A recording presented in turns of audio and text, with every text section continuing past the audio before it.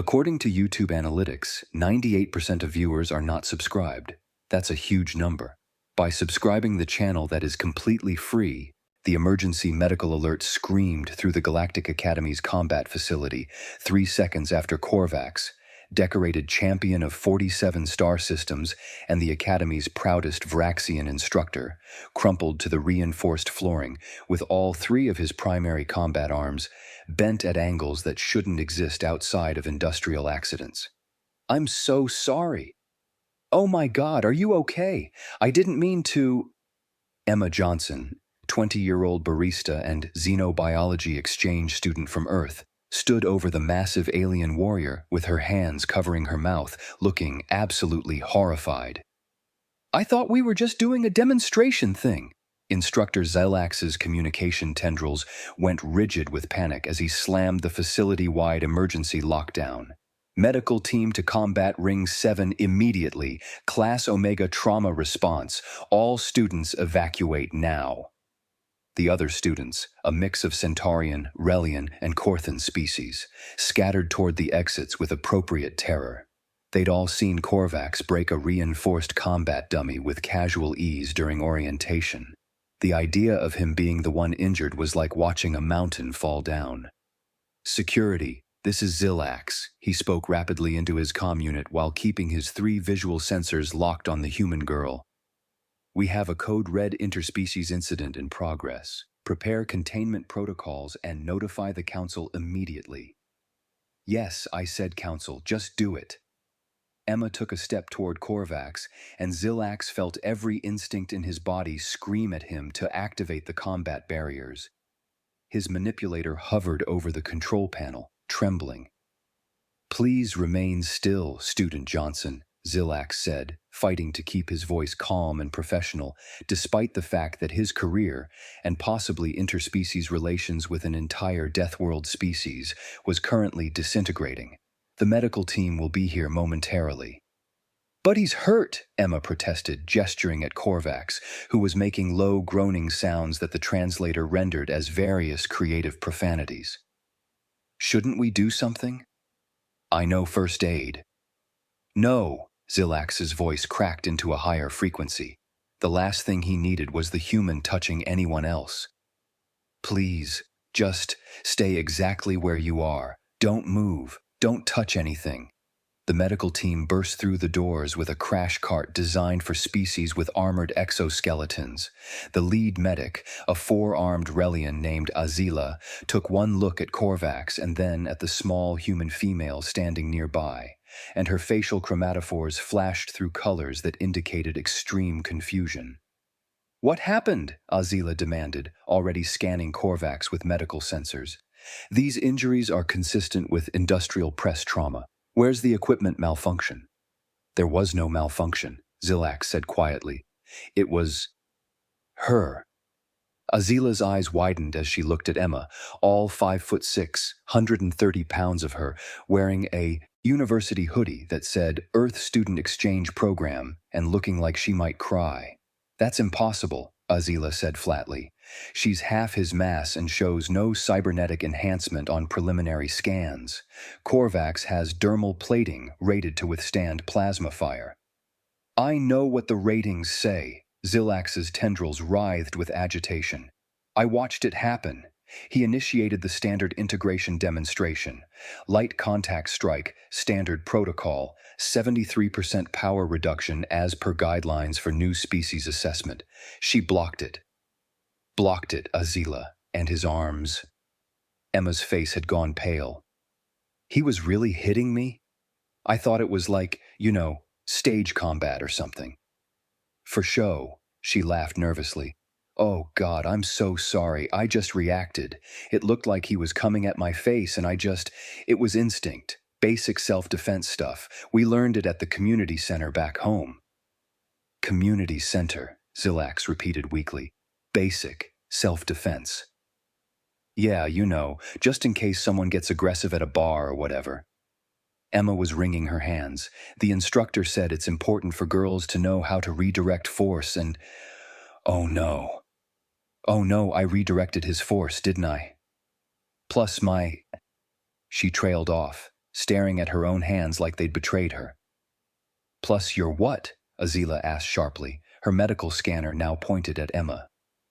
Plus my force, Emma said miserably. I might have pushed back a little, just a little. I wasn't trying to hurt him, I just wanted to, not get hit in the face. Xilax pulled up Emma's admission file with shaking manipulators.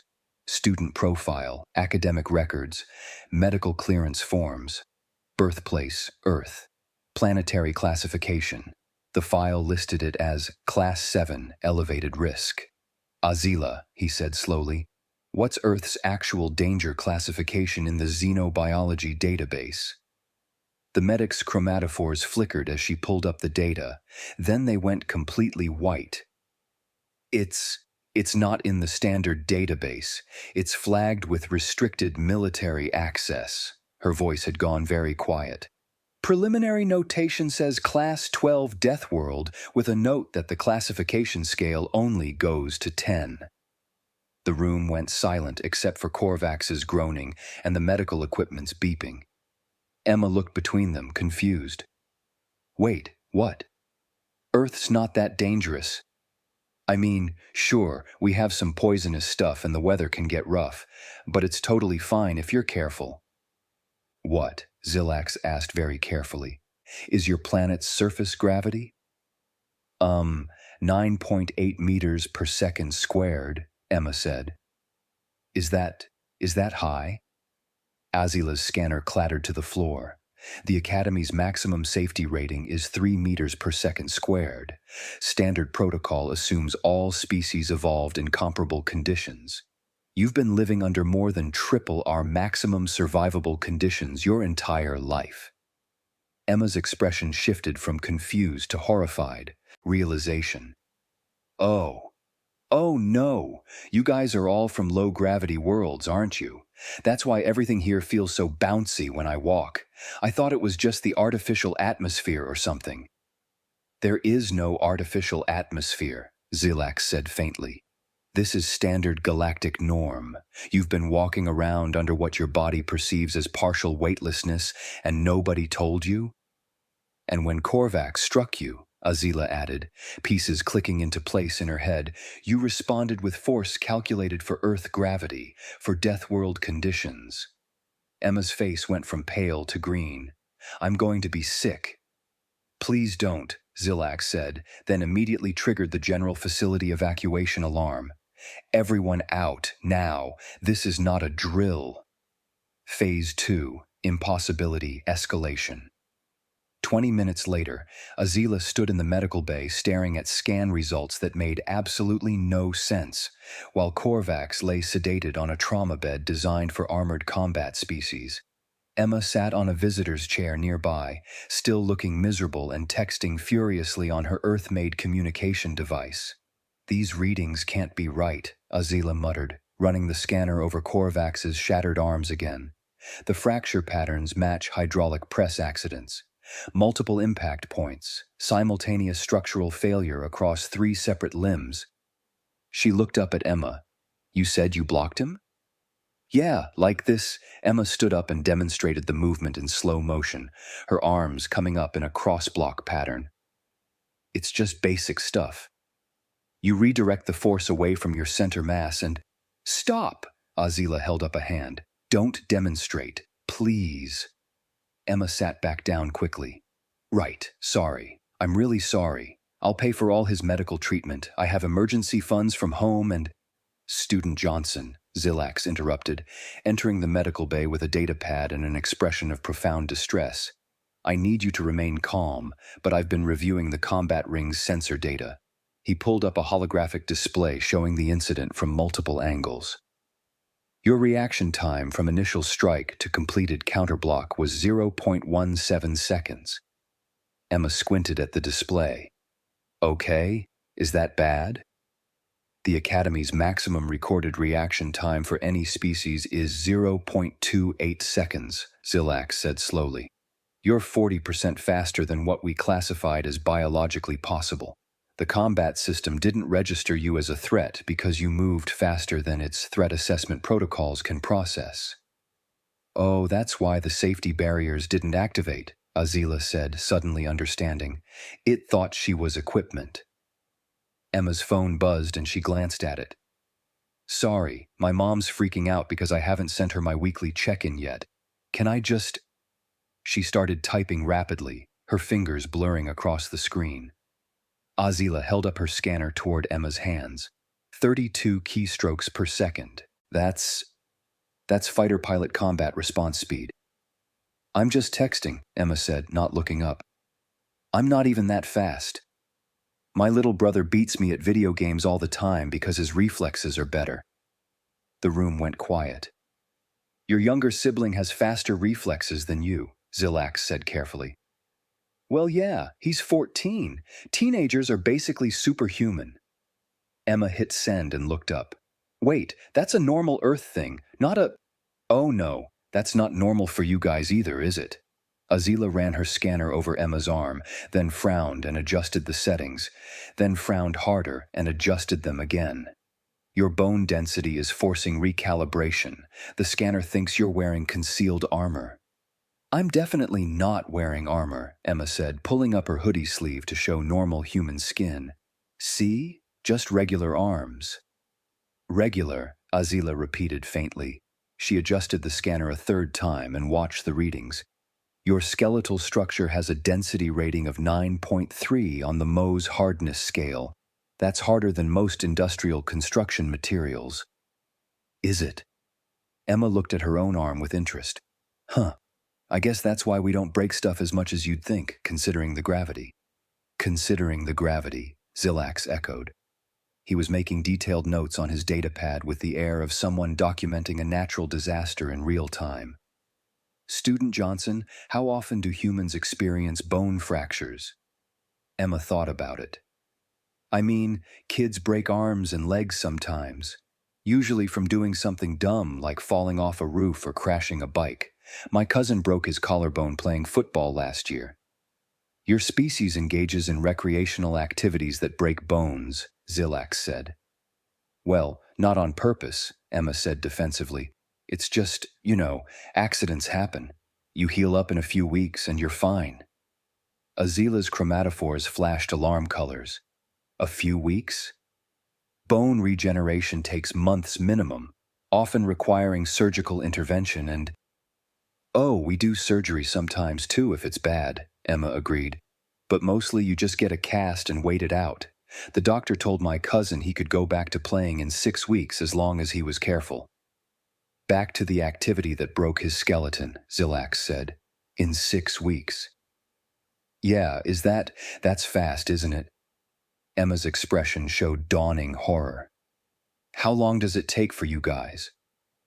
8 to 12 months with full medical intervention, Azila said quietly. And that's for minor fractures. Most species never fully recover combat capability after significant bone damage. Emma's phone buzzed again. She ignored it this time, staring at the medic. Khor'vax's arms. How long will they take to heal? 14 to 18 months, Azila said. His career as a combat instructor is likely over. Oh, God. Emma put her face in her hands. I barely even pushed. I definitely pulled it, like I did not hit him hard at all. You pulled it, Xilax repeated. Yeah, held back. Didn't follow through with full force. Emma looked up. I mean, my little brother hits harder than that when we're roughhousing and he gets mad. Last week he gave me a dead leg that had me limping for… She stopped, seeing their expressions. That's also not normal. Your juvenile siblings strike you with enough force to cause temporary mobility impairment, Xilax said, his tendrils completely still now. For recreation. It's not recreation, it's sibling rivalry, Emma protested. He's annoying, and sometimes we fight about stupid stuff like who ate the last Pop-Tart, normal family stuff. Azila pulled up something on her medical display. Student Johnson, I'm going to try something. Please don't be alarmed. She activated what looked like a containment field around Emma's chair. Emma glanced at the shimmering energy barrier. What's this for? Standard safety restraint, Azila said. It's rated for 500 kilograms of force. It's what we use for severely agitated Khor'van patients, who are the physically strongest species currently in the Academy. Okay, Emma said slowly. She shifted in her chair, and the restraint field flickered. She frowned and stood up. The field sparked and failed completely. Is it supposed to do that? No, Azila said. No, it's not. Xilax was already on his communicator. Connect me to Sector Command, Priority 1. Yes, I know what Priority 1 means. Do it anyway. Emma sat back down carefully, then noticed Azila preparing an injection. What's that? A mild sedative, Azila said. I need to run more comprehensive scans, but I need you to remain absolutely still for safety reasons. This dose would calm a fully grown Relian warrior. Oh, okay. Emma held out her arm. Azila administered the injection, then waited. And waited. After 5 minutes, Emma was still sitting there, fully alert, scrolling through her phone.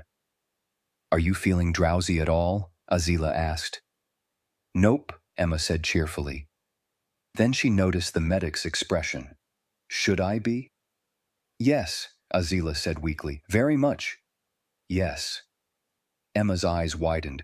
Oh, I should have mentioned. I had a large coffee like an hour before class. Caffeine probably interferes with whatever you gave me. Sorry. I usually have 2 or 3 cups throughout the day. Should I not do that here? Xilax looked up from his communicator. How much caffeine do you consume daily? Maybe 300 milligrams? That's pretty normal. Some people do way more. Caffeine is a restricted combat stimulant in 70% of galactic species, Xilax said. The maximum safe dose for my species is 15 milligrams with medical supervision. Emma stared at him. You're joking. I never joke about controlled substances, Xilax said. Then his communicator chimed. This is Xilax. Yes, sir, I have a situation. We have a human student on campus and... Yes, I know Earth was cleared for exchange programs. Sir, I need you to pull up Earth's actual planetary classification right now. The xenobiology team arrived 40 minutes later with portable equipment and expressions of professional skepticism. The lead xenobiologist, a distinguished Centaurian named Dr. Vexthul, had 3 advanced degrees and 40 years of experience. He took one look at Emma sitting peacefully in the medical bay, eating something brown from her backpack, and turned to Xilax with obvious irritation. You pulled me from a critical research presentation for a medical incident involving a human undergraduate? Dr. Vexthul's translator carried his disdain perfectly. The humans passed all standard compatibility screenings. Their homeworld is listed as Class 7, elevated risk, but within acceptable parameters for... It's not Class 7, Azila interrupted, pulling up the restricted file she'd finally accessed. Look at the actual military database classification. Dr. Vexthul's facial tendrils stopped moving as he read the display. This can't be right. Class 12 isn't possible. The classification scale only goes to 10. Yes, Azila said. Earth exceeds the scale. What are you eating? Dr. Vexthul asked Emma suddenly. Emma looked up, mid-chew. Chocolate bar. Want some? She held out the wrapper. It's dark chocolate, so it's got more caffeine, but it's really good. Dr. Vexthul's scanner was already beeping urgent warnings. That's a concentrated theobromine compound combined with processed sucrose and additional caffeine alkaloids. That's a regulated psychoactive substance in most of the galaxy. It's a Snickers bar, Emma said, looking at the wrapper with confusion. I got it from the vending machine at the spaceport. They had a whole Earth snacks section. The spaceport is selling military-grade stimulants in vending machines, Xilax said flatly. Okay, everyone really needs to calm down about the caffeine thing, Emma said. It just helps you wake up. It's not like it makes you high or anything. Dr. Vexthul was scrolling through data now, his movements becoming increasingly agitated.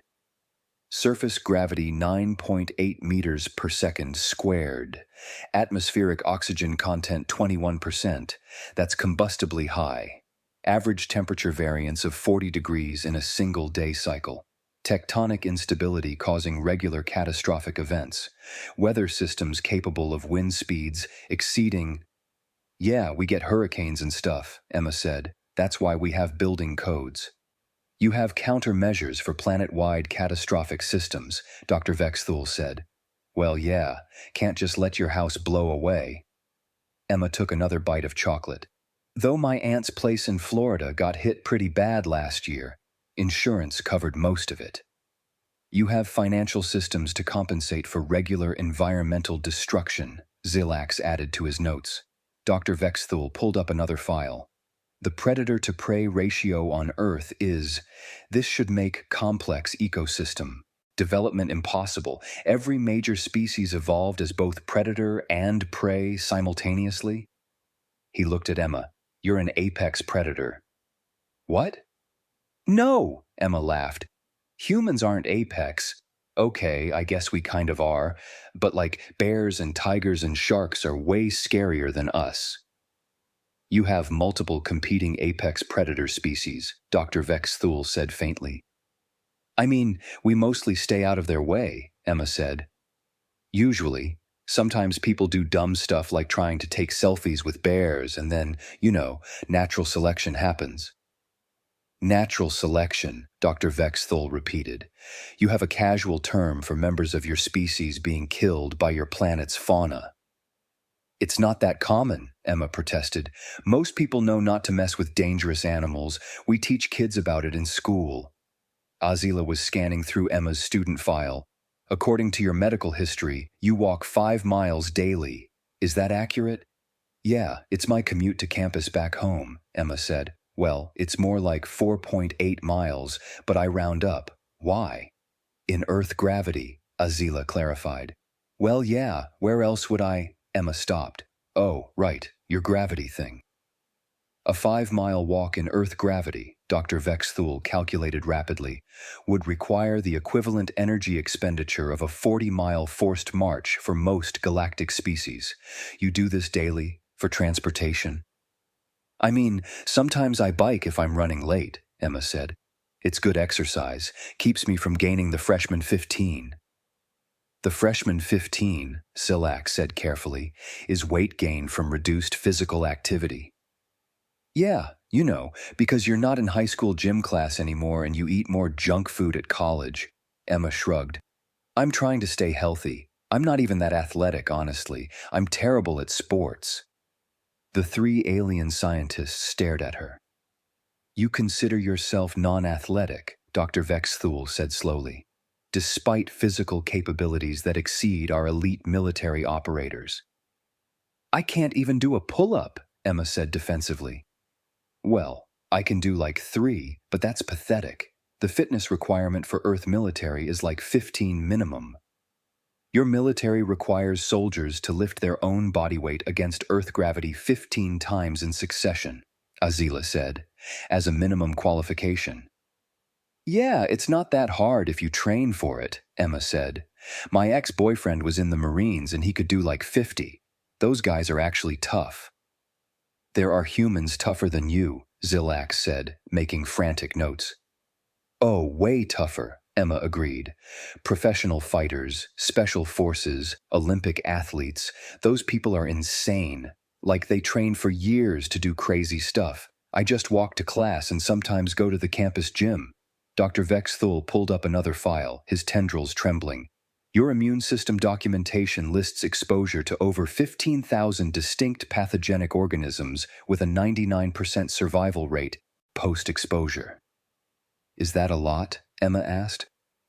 Most species encounter fewer than 100 distinct pathogens in a lifetime, Azila said quietly. Our immune systems are highly specialized for our specific environments. Oh, Emma thought about this. I guess Earth has a lot of germs. We're supposed to wash our hands and stuff. My roommate got mono last semester from sharing drinks, but she was fine after a few weeks. Your roommate survived a systemic infection in weeks, Dr. Vexthul said. Mono's not that serious, Emma said. It's called the kissing disease because college students get it all the time. You just sleep a lot and feel crappy for a while. Xilax's communicator chimed. Sir? Yes, the xenobiology team is here now. They've confirmed. Yes, sir. Multiple protocol violations. The integration screening process didn't account for. He paused, listening. Yes, sir. All human exchange students. Galaxy-wide review. Understood. He disconnected and looked at the others. Command is initiating an emergency review of all human admissions. There are currently 47 human students distributed across 12 academy facilities. 47 Deathworld apex predators integrated into standard student populations, Dr. Vexthul said, participating in contact sports, combat training, and competitive physical activities with species who evolved in 3G maximum environments. Oh, God, Emma said, her face going pale. Has anyone else accidentally hurt somebody? Not yet, Zilax said. Not yet. Student Johnson, Dr. Vexthul said carefully, I need you to understand something. The Academy's challenge system allows students to engage in supervised combat trials for ranking and recognition. This system was designed with the assumption that all participating species have comparable baseline capabilities. Emma's eyes widened. You're saying other human students might have challenged people to fights? 3 human students have entered competitive rankings this semester, Zilax confirmed. They're currently undefeated. How badly did they hurt people? Emma asked quietly. No injuries yet, Azila said, but they've all been holding back. Just like you did. Emma buried her face in her hands. We thought we were being friendly. We thought we were the weak ones. 2 days later, Emma stood in a reinforced testing facility while Dr. Vexthul and his team observed from behind triple-layered safety barriers. Zilax had insisted on proper baseline documentation before allowing her back into general population. We'll start simple, Dr. Vexthul said through the intercom. Please, grip the dynamometer with your dominant hand and squeeze as hard as you comfortably can. Emma picked up the device, a standard hand-strength tester used across the galaxy, and squeezed. The display flickered, showed a number, then sparked and went dark. Emma said, is it supposed to smoke like that? That device is rated for combat exoskeletons, Azila said faintly. You just exceeded its maximum threshold. I wasn't even squeezing hard, Emma protested, dropping the now sparking equipment. I was being gentle. Dr. Vexthul made a note. Let's try the reaction test. When the light turns red, press the button as quickly as you can. Emma positioned her hand over the button, watching the display. The light turned red. She pressed the button. Nothing happened. Did I miss it? Emma asked. No, Dr. Vexthul said, staring at his monitors. You pressed it 0.09 seconds after the light activated. The system can't record times that fast. It thinks you pressed it before the light changed. Oh, Emma looked at the button. Want me to try again?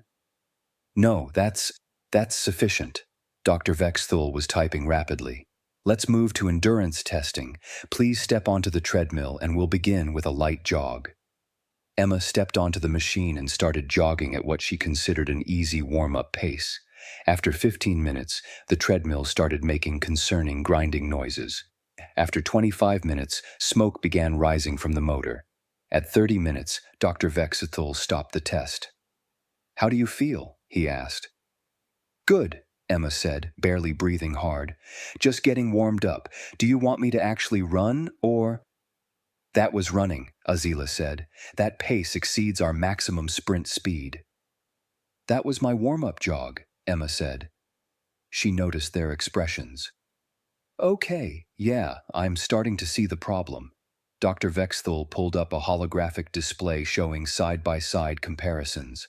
Student Johnson, I need you to understand what we're seeing. Your warm-up jog matches the pace of our elite military courier drones. Your reaction time exceeds our fastest combat AI. Your grip strength is comparable to industrial loading equipment. But I'm not strong, Emma insisted. I can barely open pickle jars sometimes. Your pickle jars must have impressive seals, Zilax muttered. The critical realization, Dr. Vexthul continued, is that humans don't have a combat mode. You don't activate enhanced capabilities for fighting. This is your default state. You walk around every day with capabilities that we only see in our most advanced military specialists, and you consider it normal. Emma sat down on the disabled treadmill. We really didn't know. When we applied for the exchange program, we answered all the questions honestly. Earth seems pretty normal to us. Your species evolved as persistence hunters, Dr. Vexthul said, pulling up evolutionary data. You're designed to chase prey until it collapses from exhaustion. Simultaneously, you evolved defensive capabilities to survive being prey yourselves. Your children play games, tag, dodgeball, hide and seek, that are functionally identical to combat training and predator evasion exercises. Tag is just for fun, Emma said weakly. Your concept of fun involves high-speed pursuit, evasion tactics, and impact. Resistance training, Azila said. We've been reviewing videos of human recreational activities. Your rugby matches look like our footage of military assaults. The door to the observation area opened, and Khor'vax entered, his 3 arms now in specialized medical casts. He looked at Emma through the barrier, and she immediately stood up.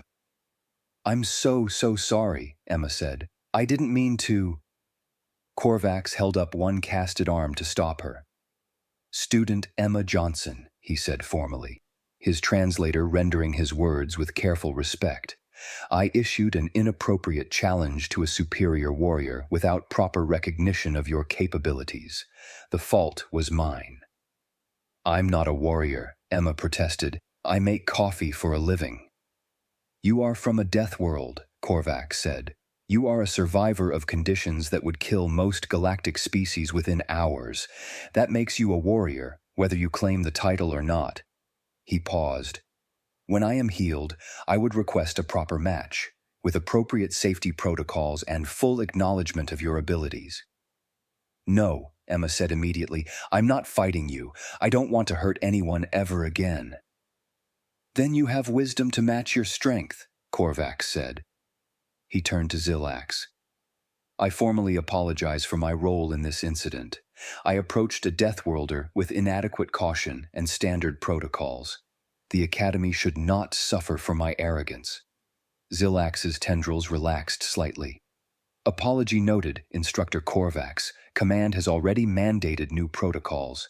We're establishing separate training facilities for Deathworld species with reinforced equipment and specialized safety measures." "We're being segregated?" Emma asked, looking distressed. "You're being accommodated," Dr. Vexthul corrected gently. "Student Johnson, you can't safely participate in standard physical activities with non-Deathworld species. It's not discrimination, it's physics. Your presence in contact situations is a safety hazard through no fault of your own." Emma's eyes were watering. "I just wanted to study xenobiology and make friends with aliens. I didn't want to be scary." "You're not scary," Azila said, then paused. "Well, you are objectively terrifying, but you're also kind, apologetic, and clearly distressed at the idea of causing harm. That combination is actually reassuring." "The Academy Board has approved your continued enrollment," Xilax said, "with modified protocols. You'll have access to reinforced training equipment, Deathworld-rated facilities, and," he paused, "several students have requested that you teach a course on human survival techniques." Emma blinked. "What?" "They want to learn from you," Khor'vax said. "How to fall without injury, how to build endurance, how to survive hostile conditions." He gestured at his casts. "After I heal, I would be honored to be your first student." "You want me to teach you?" Emma said incredulously. "You are what we aspire to be," Khor'vax said, simply. "Strong, resilient, and skilled in survival. The fact that you consider yourself ordinary makes it more impressive, not less." Dr. Vexthul pulled up a final document. "The Galactic Council has officially reclassified human integration protocols. All human students will receive updated guidelines, proper gravity adjustment training, and education about galactic species comparative fragility. Additionally, Earth's planetary classification has been updated to Class 12 Deathworld. Approach with caution and respect." "Respect," Emma repeated softly. "You've earned it," Azila said, even if you don't understand why. 3 weeks later, the Galactic Academy looked almost the same, but the changes ran deeper than appearances suggested. New signage hung throughout the facility. Deathworld species training area, reinforced equipment only, and gravity-segregated zones. Please observe safety ratings. Emma sat in the library, surrounded by holographic displays of alien biology, working through her xenobiology homework. She'd gotten used to the way other students gave her a wider berth now, not unfriendly, exactly, just cautious, respectful. Her communicator chimed with a message from Xilax. Class in 20 minutes. Remember, observation only today. No demonstrations. Emma typed back a quick acknowledgement, then packed up her things. She slung her backpack over one shoulder, the one containing her water bottle, 3 granola bars, a chocolate bar, a travel coffee mug with her 3rd cup of the day, and a bottle of ibuprofen she'd taken for a headache that morning. The galactic equivalent of a weapons cache, apparently. "Hey, Emma!" a voice called out. She turned to see Khor'vax approaching, his casts finally removed last week. He'd been doing physical therapy and had insisted Emma observe some of his sessions. "Are you coming to the combat theory lecture?" "Wouldn't miss it," Emma said with a smile. "How are the arms feeling?" 70% functionality recovered, Khor'vax said proudly. "The doctors say that's exceptional progress. I've been following that calcium-rich diet you recommended." "Milk does a body good," Emma said, then caught herself. "Well, human bodies. Not sure if it works the same for—" "It works," Khor'vax assured her. "The medical team has been studying human nutritional strategies. Apparently, your species' bone repair protocols are remarkably effective." They walked together toward the lecture hall, and Emma noticed the way other students moved aside. Not fearfully, but with the kind of awareness you'd give someone carrying something powerful. It still felt weird. "Oh, before I forget," Emma said, "is the campus gym getting those reinforced weights? I've been doing body weight exercises, but I'm starting to lose muscle tone." Xilax, who had been passing by, overheard this. His tendrils twitched. "The equipment arrives next week, military grade, rated for combat mechs." "Perfect," Emma said cheerfully. "I just need to maintain, basic fitness. Don't want to get too out of shape." "Basic fitness," Xilax repeated, making a note on his datapad. "Student Johnson, I'm updating your file. Is there anything else you need for your basic fitness routine?" "Maybe a running track," Emma suggested. "The treadmills keep breaking." "We're converting the old cargo bay," Xilax said. "Triple reinforced surface, rated for industrial vehicle traffic." "Great, thanks." Emma waved and continued toward her class. Xilax watched her go, then pulled up her student file on his datapad. He scrolled to the official species classification section and read the latest update from the Galactic Council. Species: human, Homo sapiens. Origin: Earth, Class 12, Deathworld. Threat: assessment, extreme physical capabilities, minimal awareness of same diplomatic status, friendly, cooperative, non-aggressive recommended protocol, approach with caution and respect. Species demonstrates genuine goodwill despite formidable abilities. Integration possible with proper accommodations. Xilax added his own note to the file. Student Emma Johnson represents best-case scenario for human integration. Kind, apologetic, horrified by her own capabilities. Recommend all instructors review human baseline specifications before any physical interaction. What they consider gentle can be catastrophic. What they consider weak exceeds our elite warriors. Approach accordingly.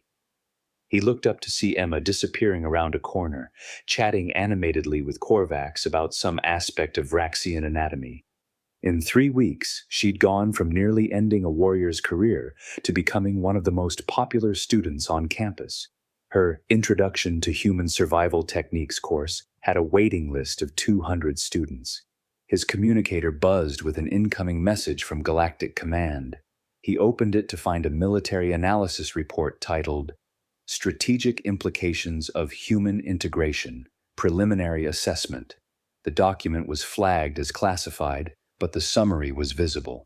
Human species demonstrates unprecedented baseline capabilities. Current designation as peaceful appears accurate, but stems from mutual threat assessment among human populations rather than genuine physical limitations. Recommend diplomatic approach prioritizing friendship over confrontation. Military engagement with human civilization not advised. Xilax closed the file and watched Emma enter the lecture hall, where she promptly dropped into a seat and pulled out her coffee. Several students nearby relaxed slightly once she was seated and stationary. Across the galaxy, similar scenes were playing out at 11 other Academy facilities. Human students were being reclassified, accommodated, and, most importantly, finally understood. The diplomatic implications were still being debated at the highest levels. But one thing had become crystal clear. Humanity's greatest strength wasn't their physical capabilities or their Deathworld resilience. It was that they genuinely had no idea how terrifying they were. In the lecture hall, Emma pulled out her phone and quickly typed a message to her friend Sarah back on Earth. Orientation was weird, accidentally put a guy in the hospital. But made friends, though, also teaching self-defense class now. College is wild. She hit send, took a sip of her coffee, her third today, which the Academy had officially classified as a controlled substance but made an exception for human students, and opened her notebook to take notes on comparative respiratory systems. Behind his podium, Xilax began his lecture on interspecies physiology, adding a new mandatory section he'd written just that morning. Understanding Deathworld baselines, why your normal isn't universal. Emma listened attentively, taking notes, completely unaware that she'd fundamentally changed how the galaxy viewed Earth and its inhabitants. Just another day at the Academy. Just another human being, casually extraordinary. The end.